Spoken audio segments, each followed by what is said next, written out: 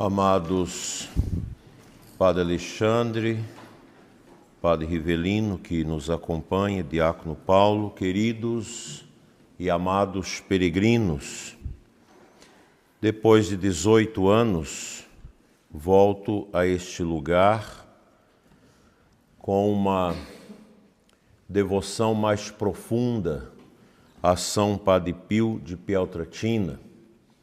Quando eu vim aqui, já tinha uma certa devoção, mas não com tanta intensidade como se foi seguindo nos anos seguintes, durante o meu episcopado.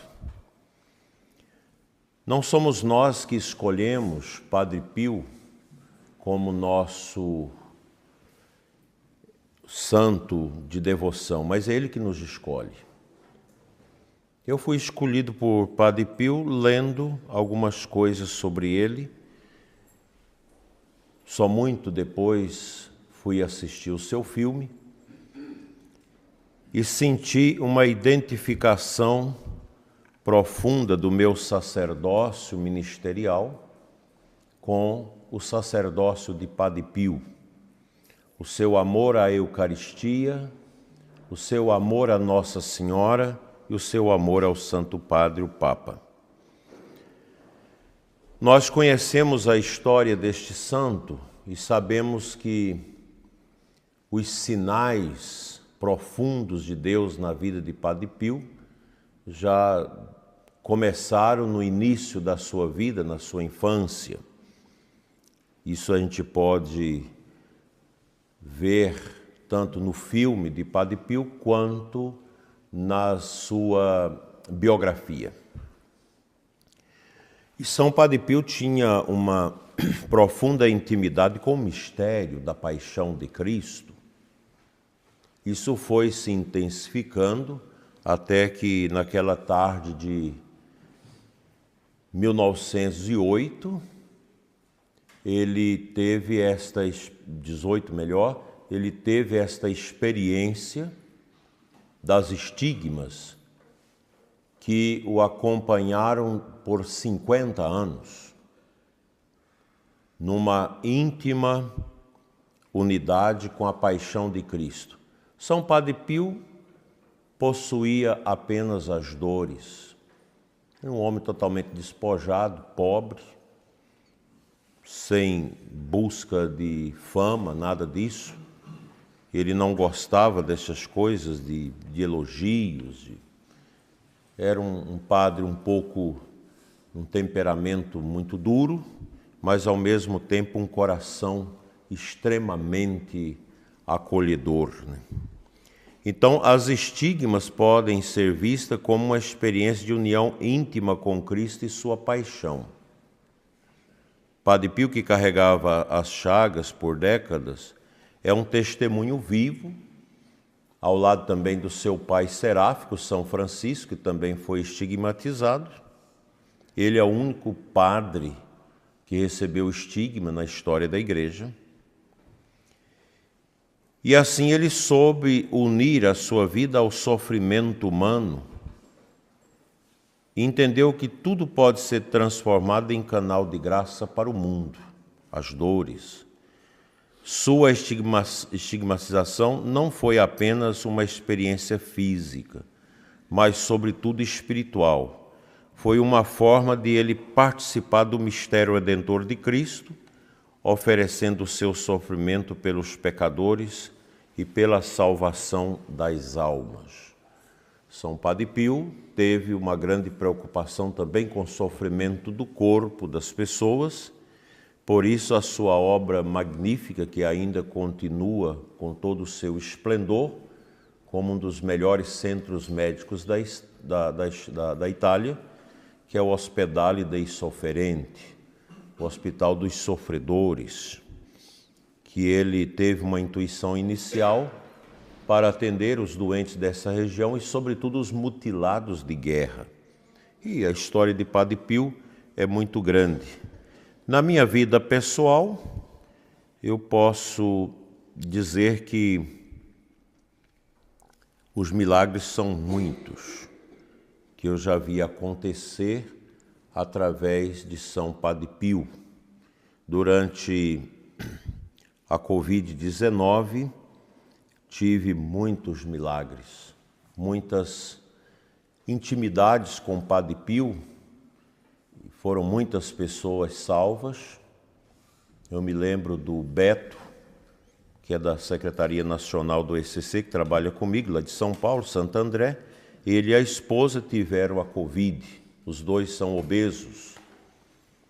Ela ficou tratando em casa, que estava mais leve. Ele foi para o hospital e, quando estava para ser entubado, eu consegui falar com ele. Liguei, ele atendeu, mas ele não dava conta de falar.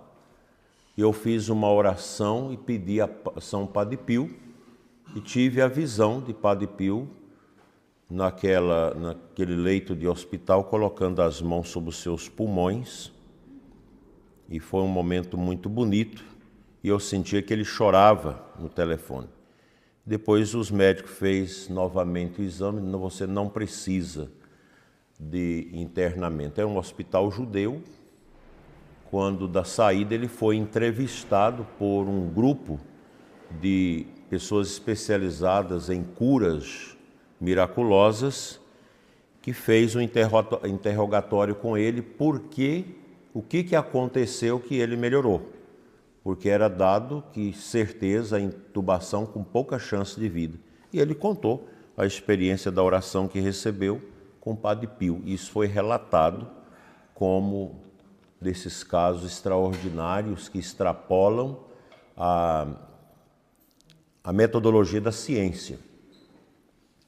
Uma médica de Brasília, mãe de 4 filhos, com o 5º filho no ventre, já próximo do nascimento, também contraiu a peste e chegou ao estágio da intubação, com praticamente dado por morte, ela e a criança.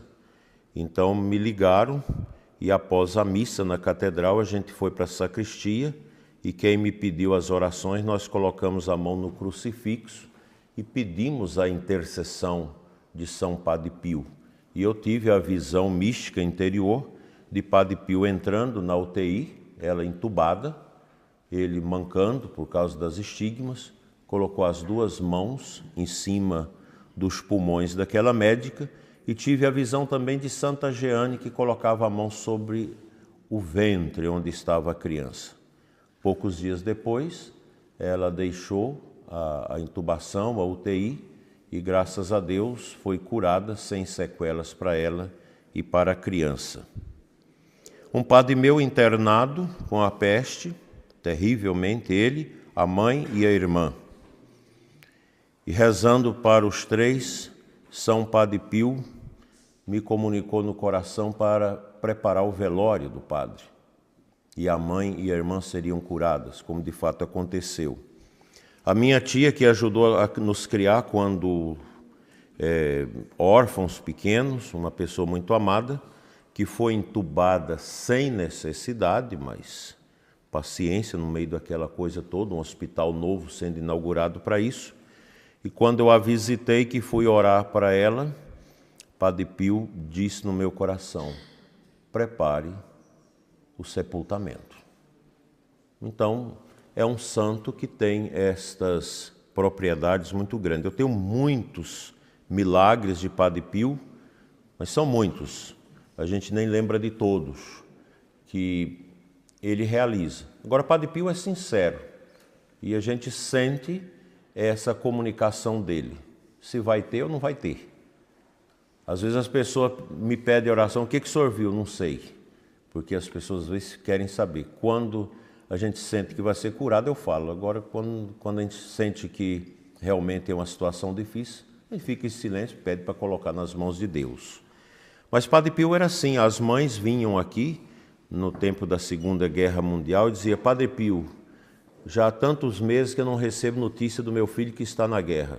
Ele falava: pá, besteira, vai, logo chega a carta. Logo chegava a carta dizendo, o filho dando notícia que estava bem. Outros ele dizia: passa na capela, reza para a alma dele, já está no paradiso. Ai, era assim, né? Então Padre Pio tinha essas especificidades. É um homem que tem a vida marcada pela sobrenaturalidade. O sobrenatural acompanhou a vida de Padre Pio. E nós podemos aprender dele uma frase muito simples. Diante das dificuldades, São Padre Pio sempre dizia: reze e espere. Para mim, a frase marcante da vida de Padre Pio: reze e espere. Reze e confie. Nós católicos precisamos aprender isso. Reze e espere. Se vem a bênção que a gente quer, ótimo. Se não vem, a gente louva a Deus da mesma forma. Que às vezes as pessoas querem tudo de material neste mundo. E nem sempre é assim. Reze e espere. E é bom saber que a amizade com o Padre Pio, ela é uma amizade muito fortuita do ponto de vista espiritual. Mas geralmente os filhos de Padre Pio também participam do mistério da paixão de Cristo, como ele também participou. Quando você se torna realmente filho espiritual de Padre Pio, algumas dores vão te acompanhar.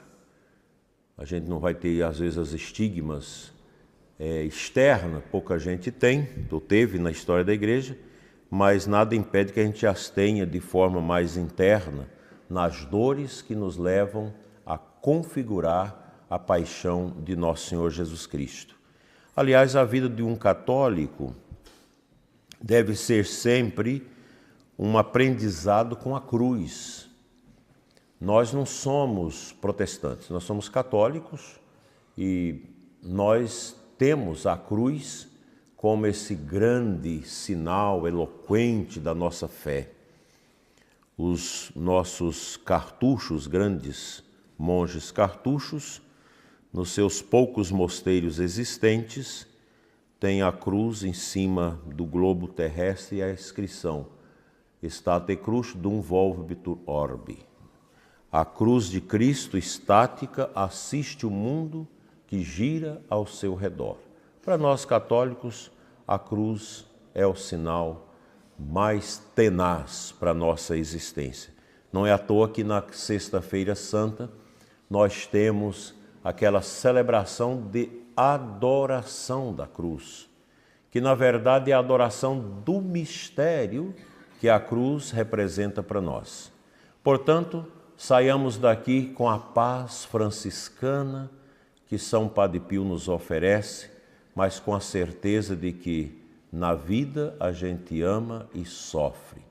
A gente louva e carrega a cruz, as nossas dores, na família, na nossa vida, no nosso corpo, as dores da vida. O cristão, o católico, tem algo que é único nosso: a cruz. Nela nós encontramos sentido para tudo, para as dores, para a morte e para as aparentes derrotas deste mundo. São Padre Pio, rogai por nós.